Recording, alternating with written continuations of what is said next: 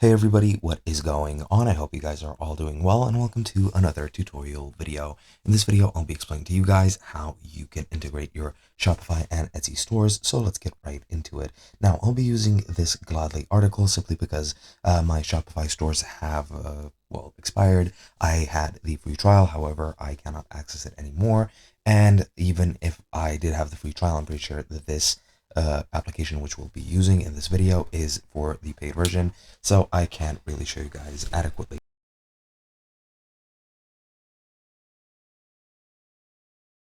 information. So what we're going to do is we're going to go over this article, and just some benefits of integrating the two are, well, easier control over your Shopify store because it requires greater initiative for marketing campaigns and the such. You don't have the foot traffic of Etsy, and it costs minimum $9 a month. However, Etsy has great foot traffic, but also a lot of competition, and it provides free marketing, and there are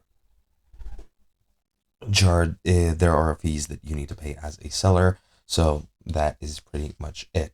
Now, to actually integrate the two and to pretty much combine all the benefits and minimize some of the losses, you have to go over and, of course, create an Etsy store. And if you don't have one already, you just need to go through a quick setup process.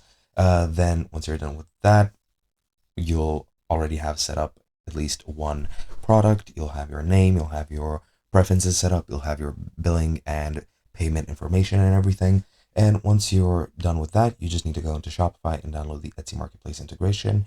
And on the app's homepage, enter the name of your Etsy shop and click connect to Etsy, allow all access to Etsy. And after that, you're pretty much done. Hope you guys enjoyed, and I'll be seeing you guys in another video.